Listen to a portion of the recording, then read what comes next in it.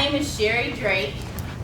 I am a Teachstone, a Teachstone employee. I am the Professional Services Manager over Coaching.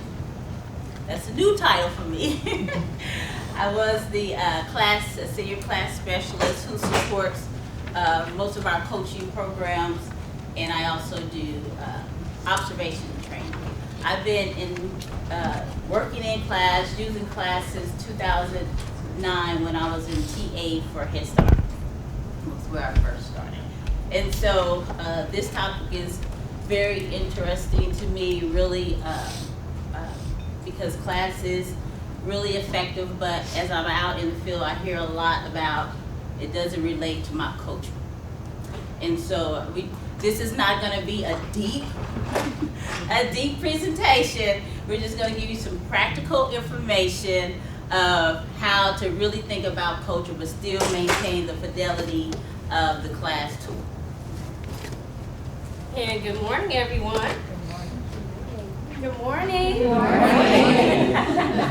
I wore yellow for the sunshine. It's inside. It was raining yesterday. So I'm Nicole Jones, and I am an early childhood specialist with the regional TNTA network. I work for Head Start, and so I welcome class, and I look forward to the cultural perspective, because every day we have to think about what we're doing. And we have to think about who we're working with. And so I leave you with that thought. Who are you working with? So identify and define the class parallel process to enhance learning among teachers. Are you aware of that class parallel process? What does that mean for adults? And then offer and brainstorm intentional teaching practices using class while maintaining cultural norms.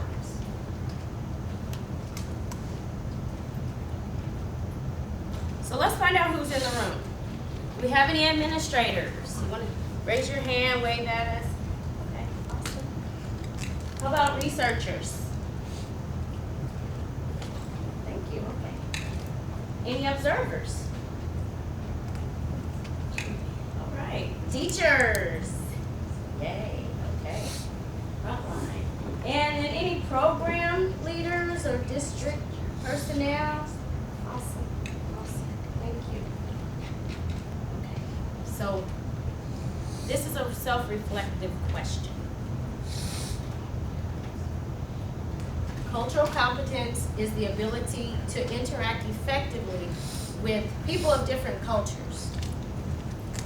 Cultural competence means to be respectful and responsive to the educational and health beliefs and practices and cultural and linguistic needs of diverse population groups. This is self-reflective.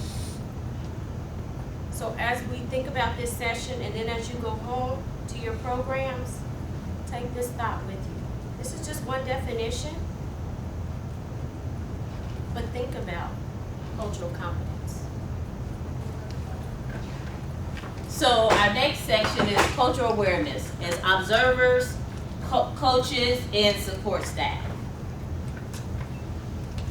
So in the middle of your tables, you should see a thing like this, and then you should see sticky notes for each color. And so as what I want you to do, this is not my normal clicker, so I have to get used to which way it goes. So on your blue sticky note, it's the only one I want you to address right now, is reflect on what you know about the culture of the people, classrooms, and our environments in which you are working in and will be observing it. So think about the culture of the teachers you work with, the students you work with, or even your colleagues within your program. What do you already know? So what are some things you already know?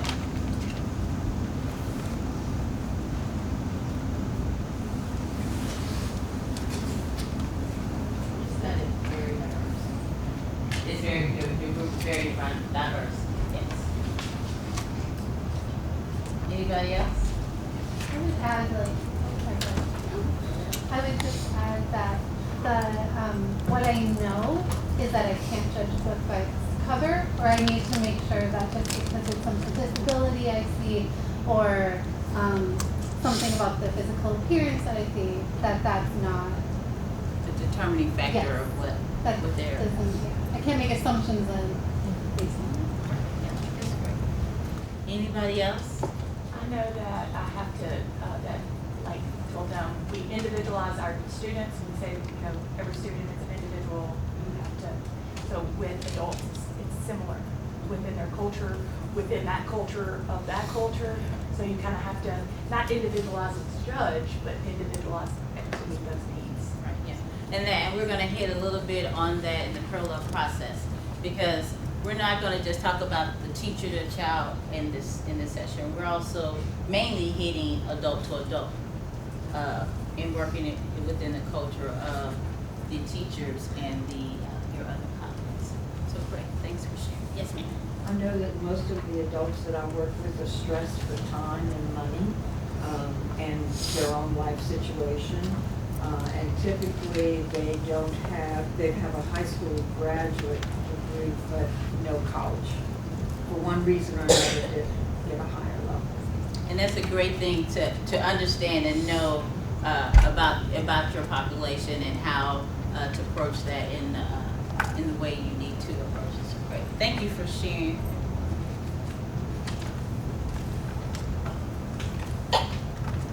So on the yellow sticky, what do you want to know about the culture and the groups that you work with?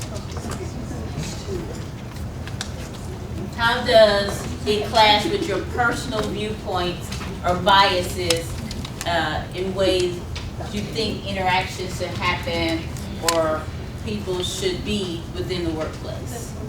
So what do you want to know, and how does it clash with what you believe, your viewpoints? Okay, so what are some things you want to know about the groups that you work with? Seen a lot of writing. And I forgot to say, this is a safe zone. You're at Planet Fitness. No judgment on here. But remember, we're not going real deep. Big foundation. Skills to be culturally sensitive to the diverse population. You said refresh skills? Finding out what kind of things to do or skills to do to work with a diverse population. So skills needed to work. Being culturally sensitive. Yes, ma'am? I would want to know like hot button issues or things that can go to one extreme or another, and find out more about why. I was listening to someone this morning, was really a pastor, but I was listening to it and they were saying, as adult learners, we hear what we feel like we need to know at that point, and we perceive, if you hear something and I hear something, we may take it totally different. And so really understanding some of that is really good, because you may not mean it the way you're saying it, but someone may perceive it in a negative way, and you have to be open to receiving how they took it, and not get defensive about, I didn't mean it that way. Just because you didn't mean it that way, someone may take it that way, and you have to. Everybody's feelings are different. So great. So that's a great. Anyone else want to share? Yes. I think, going back to even the no for me is like coming from a place of knowing that the person is nurturing and well-intended. What I want to know is, in order for me to help or be culturally aware and sensitive, is to know what are the things that are more difficult for that person. We're working from strength-based, where you're helping them see the strengths, but what are the things that are either holding you back, or I guess close to the hot button issue, something like it's okay not to like certain things because they're either uncomfortable, and asking for help. How can we help ask for help? That's a good point. And I'll be addressing that, no, tomorrow in my next session. Commercial break. But yeah, so you really want to, because you come from the strength-based model, but you still want to be able to touch on those things that teacher really needs that support in. And so yeah, we'll hit a little bit on that too when we talk about the early classes. And so this next question we're going to address at the end. What have you learned?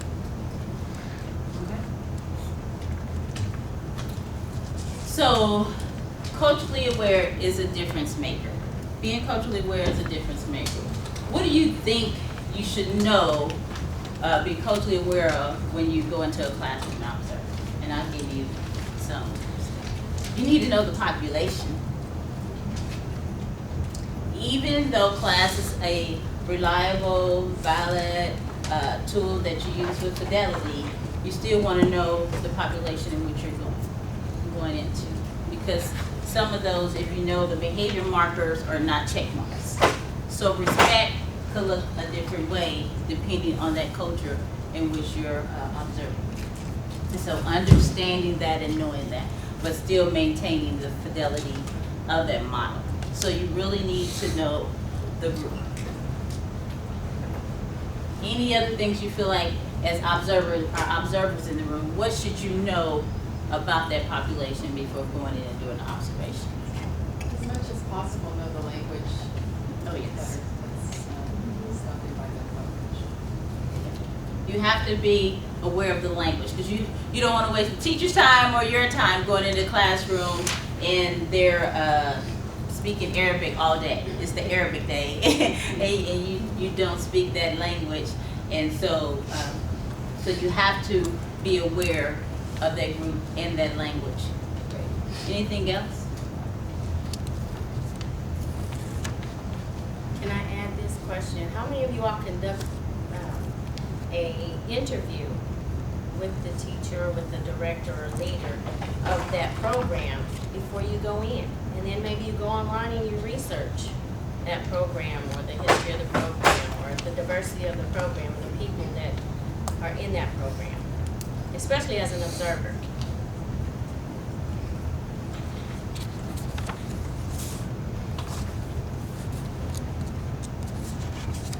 I promise I'll only Very sensitive. So before creating professional development plans that incorporates the class, kind of hitting on, we don't have name tags, so that I can see anyway, on what you talked about, really wanting to know where that teacher wants to go and where they really feel like they need that support in. So again, like Nicole said, that interview process. Not just creating a professional development plan without the teacher's input, but really helping them understand and collaboratively working together in creating that professional development plan. And not just having one plan that fits everybody. So you have to know that the different learning styles, the language of that teacher, and where they feel they need to go. And then with incorporating that class, that really hits on that parallel process. How are you setting up that positive climate to allow that teacher that freedom to share with you as an expert, as an observer, or as a coach, or as an administrator? Even if you're not the coach, but you are the administrator, how are you setting up that environment to support your staff in being comfortable with freely sharing?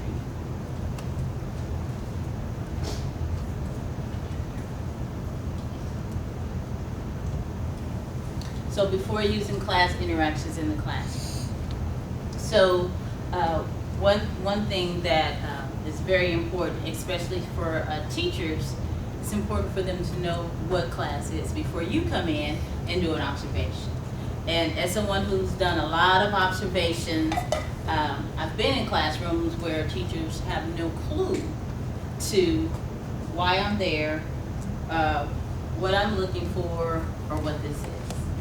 And so that's not fair to teachers. So really having that culture within your programs that shares information. That's also being culturally aware and supporting your teaching staff and supporting the children in which you work with.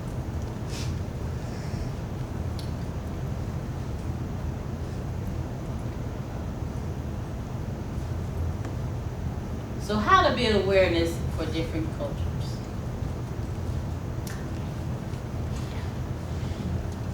I'm just gonna leave them all there. So one thing we kind of talked about when we talked about the know and want to know is know your own self. Know what your biases are and be truthful and open with yourself of what your biases are. I know when I was I used to do observations all over everywhere. And I used to be with a team of people. And one of the team members went into a classroom and did an observation. And she knew that her biases, even though she was reliable on the class tool, she knew that her biases got in the way of her observation. So she asked me to go in and do an observation with her so that we could code with each other to help her with her biases. And she did have some biases in there. And so I know if you've been through the class training, we talk about the halo and the horns effect. And so she had that horns effect on because of that teacher and that teacher's voice tone. And the tone of voice is wasn't something that she felt was calm in environment. And so really knowing what your biases are. And ask questions. It's okay to ask questions of people from different cultures or disabilities or languages about what's effective, what's not effective, what do they like and what they don't like. It's okay to ask questions. Listen to people tell their stories. And we kind of talked about that earlier. What I perceive may be different than what you perceive. And so sharing, having an open environment where you can share and be truthful and know that there's no judgment within that sharing. And then notice, don't assume that your way is the right way. The majority way is the right way, especially when you're working with diverse populations. I worked with the American Indian, Alaska Native programs for about a year and a half, worked with 14 different tribes. So I had to first go in and understand all tribes, different cultures, values, beliefs, before I can begin my work. I didn't just go in as the expert, I went in to learn and to get to know. Even though I was the expert in what I was there for, I still needed to know what they needed before I put my stuff on the table. So really understanding just because you do it that way doesn't make it the best way. And then read about people's cultures and histories. Books are great. Nowadays you can say Google, da da da da da da, and Google. Watch videos. I love Google, but I won't put one of those little machines in my house because I do too much, so no. But yeah, reading helps. Reading is fundamental to learn about a culture. So if you really know that the populations that you work with do not fit within your culture, your values, your beliefs that you grew up in, don't just go in there with yours. Understand theirs too. And there are some really good YouTube videos that are out and available to watch. Again, I worked with the Native tribes as well and had 14, 15 different tribes I worked with, and I went out and just went to YouTube and found videos of cultural events, activities, and what's going on, what's important to the community. So you have to get out in the community, not just I have a niece that's in the 5th grade. Her teacher doesn't live in her community, and her teacher doesn't stay 5 minutes past the bell. So she doesn't try to get to know the community. And I try to mind my own business about that. My sister won't let me go up there, but but really, if you're gonna work in a culture, you need to understand that culture.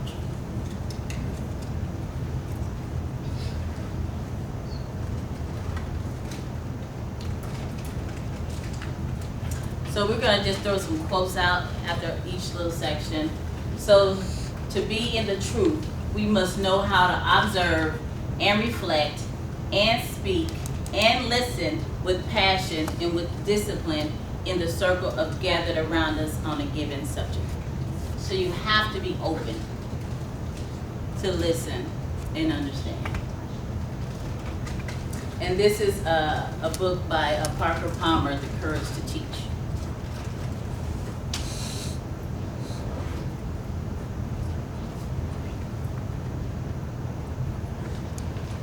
So now we're going to go into some shared experiences, the cultural differences in class. It's just on the slow. So just experiential learning. It involves critical thinking, problem solving, and decision-making skills. Anybody recognize those terms? Terminology, at the forefront of our minds. It goes beyond just the theories, though. It's offering first-hand experiences. Again, asking those questions. And it aids in the retention of the information. How many of you all retain something when you hear a story? Versus you just see something on a piece of paper. More specifically, it's defined as learning through reflection on doing. How many of us are kinesthetic learners? Or visual learners? So we'll share our experiences as Sherry and I were talking about, having worked in the National TA Network, and I traveled to 26 different states regularly, and working with various populations and tribal populations especially. Every place is different. Every culture is different. And when we say culture, Sherry and I might look alike on the outside, but we have 2 different cultures in our households. So we have to be cognizant of that when we're working with children, with teachers, with families. As an observer, I remember going in one of the first times into a particular program. And it was a really quiet, very peaceful program. Very peaceful, but not a lot of talking. But the teacher, do you mind if I touch you on the shoulder? So the teacher was next to the children this way. And she gently put her hand on the child. As the child was coming in, there weren't a whole lot of words. It was good morning. Good morning, teacher. And the teacher put her hand on the child's shoulder. And you could see the child, or the teacher was this way with the children, up close and personal, right next to them. And there were there was some talking going on, but it was so peaceful, and it was really fairly quiet in the room. And I'm thinking, okay, I'm trying to do this class tool here, and my perspective, my thought came to the forefront. Well, they need to be talking all the time. They're not talking loud enough, And I had to put that on the back burner because I'm thinking, okay, I need to do this tool with fidelity, but I need to take my own rose-colored glasses off and see them for who they are. And so it was a wake-up moment for myself as an observer. Oh, I need to go back to the drawing board and I need to learn the culture. And when I went back and I asked questions of the teacher, I was told, well, in our community, we're hunters. And if we talked a lot, then it would scare the animals away. So So we talk softly with one another. Oh, okay. Well, I'm an excitable person. And I talk with my hands and I get excited. And so I said, oh, okay, I learned something today. Because if I went out in the woods trying to hunt like this,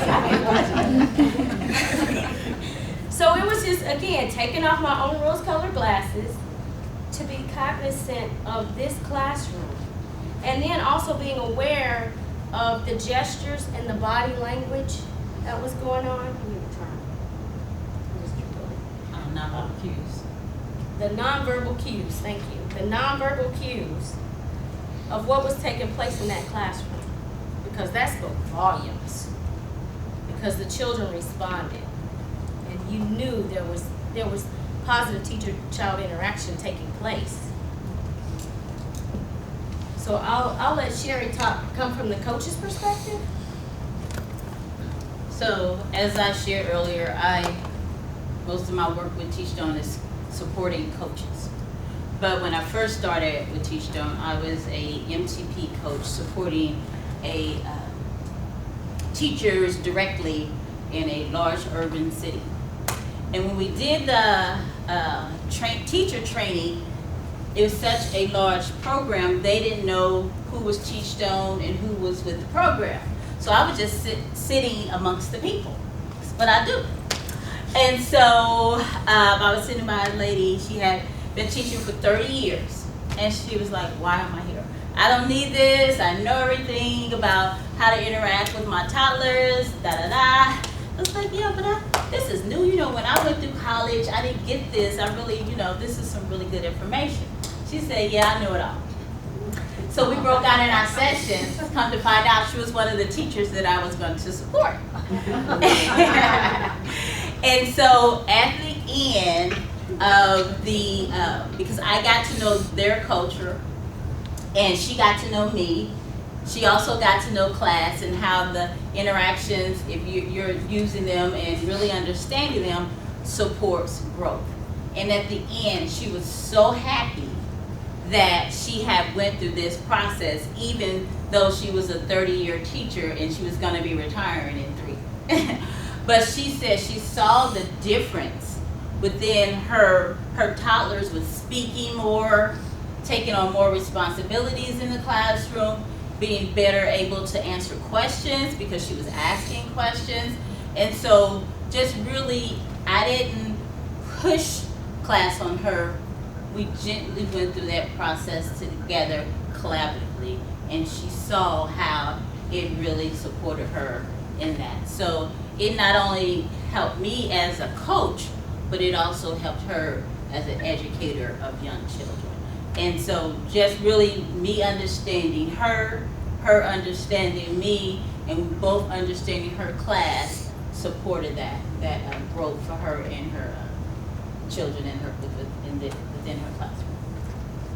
I'm a loser of these. So, anybody else want to share their experience as a coach or as a observer in a class setting using class?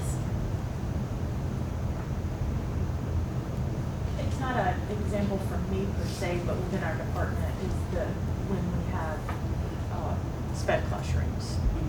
That learning more about the way that those classrooms are run versus, and they're inclusive classrooms, but there's still a variation in some of the classrooms because we have a program that is about a 50-50, and our sped expert, so to speak, her background, she's the one that does the observations in those classrooms. Yeah, I supported a coach a couple of years ago, but this year she called me and emailed me a lot because she supported a teacher on our MTP this year that had only children that was on the spectrum.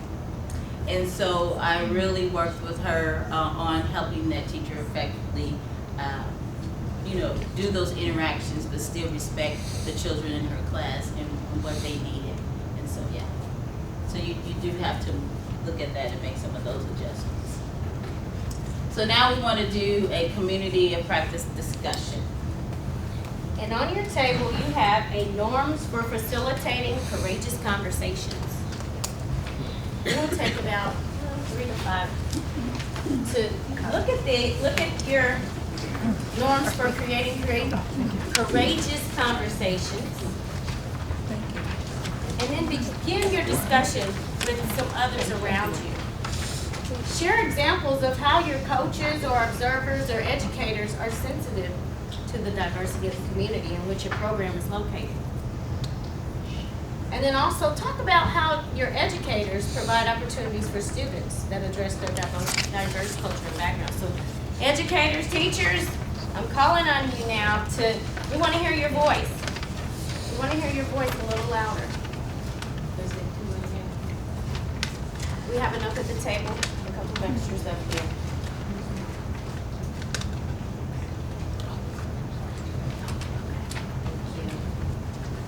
All right, so let's take about 3 to 5 minutes. When we hear people's society, we will come back. We'll regroup. I hope that you were able to first of all, meet someone that you didn't know. And learn something. Did everybody learn something? Was there an aha moment for you? That's good. So think about this. A wise person knows that there's something to be learned from everyone. Caveat is if we're open to learning. So we're going to talk about class process in our last 15, parallel process in the last 15 minutes, and how it really supports you in being sensitive and aware of different cultures within your programs. And so parallel process happens when you interact with teachers the same way you expect teachers to interact with children. So if you expect teachers to set up a positive climate for children, then as administrators and coaches, you want to also set up that positive climate. If you want teachers to have regards for the student's perspective, reflect on yourself. How are you having regards for that teacher's perspective? Even when you think about that behavior management, how are you being proactive in your approach to coaching or supporting that teacher in the skills and the things that that teacher needs in order to grow? So, business for using class to your advantage. So, this is the code. We're talking about research. Just really quickly, thinking about the research that shows that all children benefit from high quality instruction and classroom interactions, regardless of language, regardless of race or ethnicity, regardless of special needs. That's August and Shanahan. So you can look up the researchers there to go further and deeper into the research. Okay. But children in classrooms with higher class ratings and experience greater gains in academic achievement. We know that, and especially with social skill development. Right? It follows them beyond just early childhood. It's a continuum. So it's the foundation that's built. So research evidence has shown overwhelmingly that high quality and targeted professional development programs, as Sherry was saying, actually help teachers improve the quality of their interactions. It's very important that teachers get a professional development plan that's individualized for them. I love your strength-based approach, yes. It's so important that teachers identify, are able to understand that I do have a strength and build on that strength.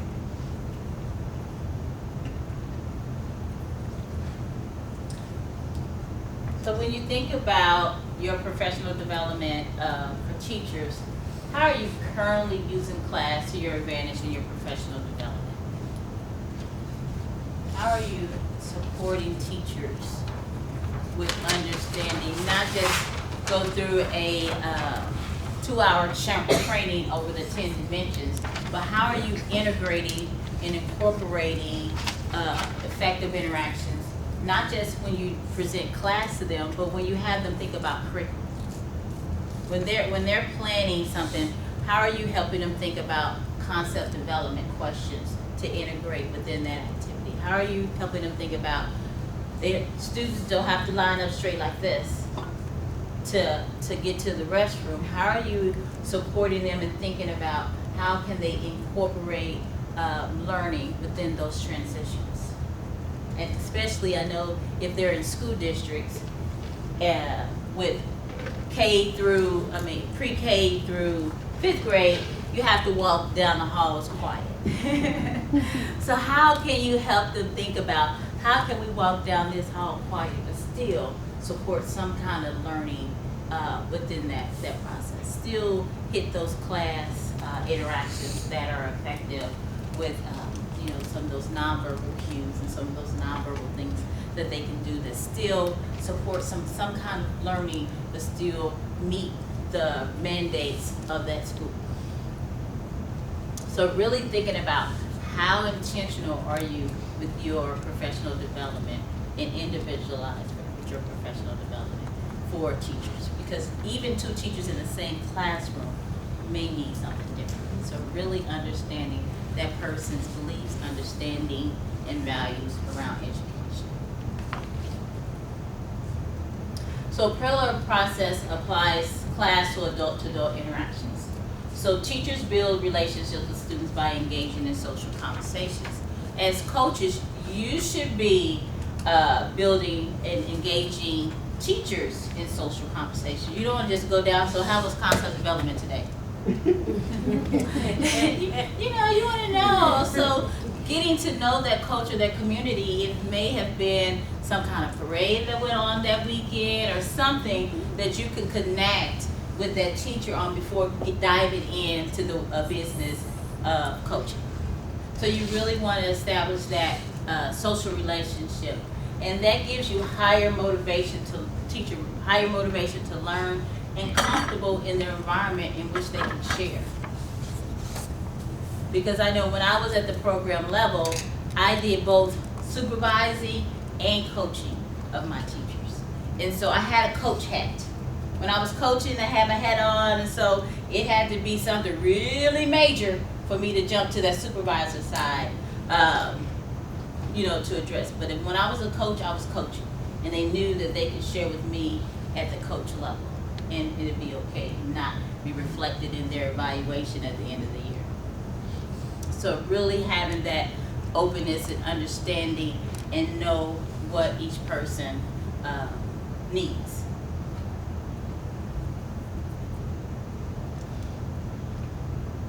So when you think about it, emotional support domain, you want to set up the environment of respect. You may be the expert, but you still want to respect that teacher's opinion, and then collaboration, and have some regards. I know some programs you have to get certain goals done, but you still want to think about it even as coaches and administrators. How can I still have regards for this teacher to help them move to that next level? And that's really understanding their thought process, their values, their beliefs, and their background. And with classroom organization domain is being prepared. How prepared are you for your conferences with your teachers? How prepared are you with time with your staff? If you're even like an administrator, you're meeting with your staff. Are you coming into the meeting 5 minutes late, but you expect them to be there on time? You want to be prepared, and you want to meet your deadlines so that it motivates the teacher to meet your deadlines. You can't say, I had a meeting, so I wasn't able to send that to you. Then the teacher can say, well, I had a student left over, so I couldn't send it to you. So everybody try their best and communicate when you can't meet a deadline, not just not meeting it. And then instructional support. You want to brainstorm next steps. You don't want to just give next steps.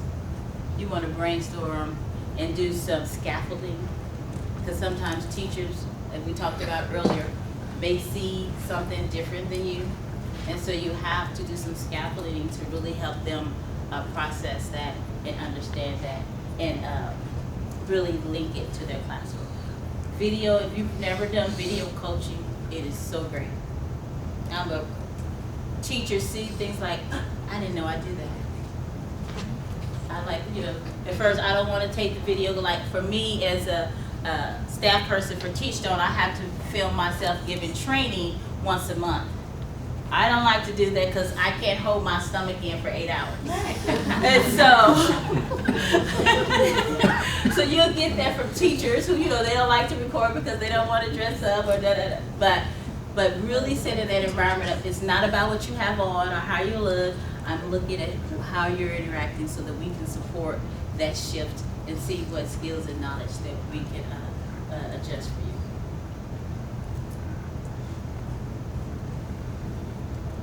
So everybody, pull out your cell phones. Now it's game time. So if you have a cell phone or some kind of device that's connected,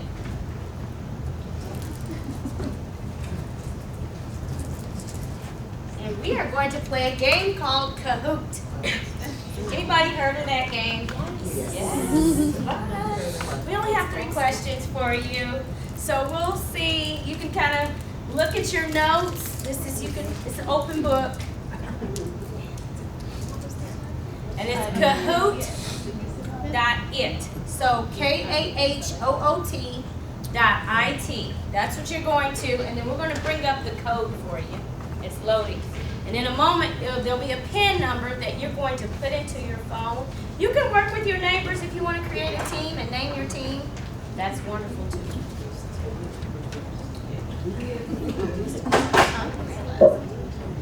You can put yours, come in together. It'll give you that PIN number. Some funky little music to it. Wake everybody up before lunch.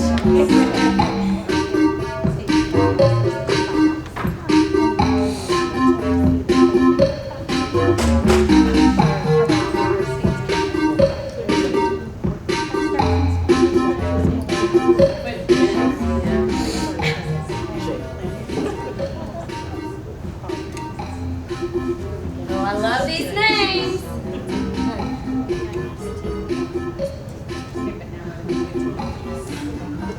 And this is also a tool that can be used in your staff meetings with your teachers. Never done that. All right, we're going to get started with the game. Although we have 3 questions, we have about 5 minutes before we wrap up. We want to let you out on time. We honor your time. Go to lunch. Okay, so are you ready? Okay. Now what you'll do is you'll push the corresponding letter or design that goes with the answer.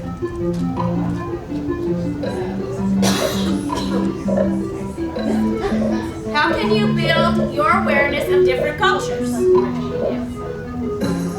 there could be more than just one answer at a time.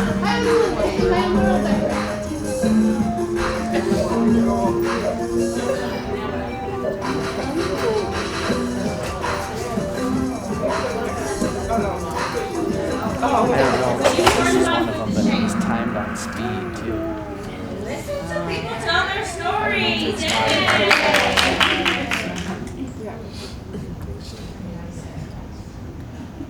Next question. A way children benefit from effective interactions in classrooms. Talk about this today.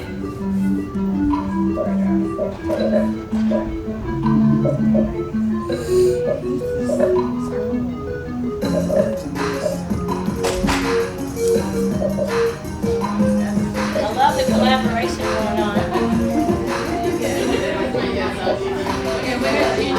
Pressure. Yeah, I don't get really excited when there's prizes involved. Awesome. Okay, last question. When does parallel process happen?